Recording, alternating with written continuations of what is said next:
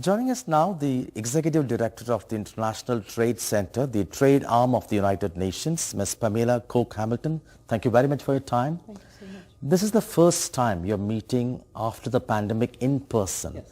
Give us a sense of the struggles and survival stories of exports since the COVID. Well, they've been myriad. One of the major things that happened was the disruption of the supply chains. And I think everybody knows what that meant, from the vaccines to PPEs, then the tariffs that were put in place, the protection mechanisms for countries to hold on to various things, including simple widgets that go into cars. What started to happen is that countries became fearful, they started holding on to products, and there was a major disruption in supply chains. So what has resulted from that has been a kind of what we call de-risking of the supply chains, nearshoring, reshoring, what I call strategic reglobalization, which is basically how do we ensure that we have more resilient supply chains? How do we ensure that we do not have the same impact if there's another pandemic, God forbid? And how do we try to, at the very least, have a more stable framework for future trade? Green trade and sustainability are two key thrust areas this time. Climate change hits us very hard, and trade and industry are often seen as partners in crime in this. Give us some examples of green changes taking place in both trade and exports. Sure. I think it's accepted that the world has to become more sustainable if we're going to manage climate change in any real way.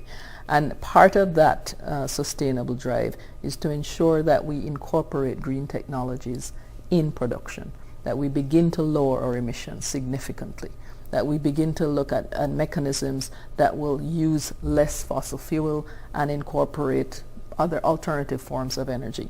And so what we've been doing is we've been working with several companies and countries to help their MSMEs make the transition to green.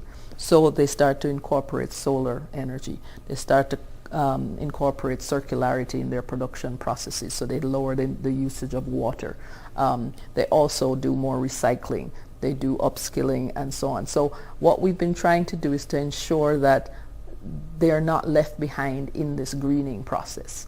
Countries like the United States, regions like the EU have all said very clearly that they will be having, e-vehicles by 2030 for the most part. What does that mean? It means that there will be an increased exploitation of minerals that come from other countries. Right. What does it mean in terms of trade? What does it mean in terms of development? And how do we ensure that the countries from whom the extractions take place are not made to suffer more? In addition to which, there are additional regulations, what we call the due diligence regulations and deforestation, that are going to have a significant impact on exports from developing countries. It's not meant to. The idea is not to harm, but in effect what will happen is because these new standards are being put in place, exports will have to produce certain traceability requirements. They will have to be able to meet certain standards, and if they cannot, their goods will be blocked. And so we're looking at how to help with accompanying measures to enable them to make that transition as well.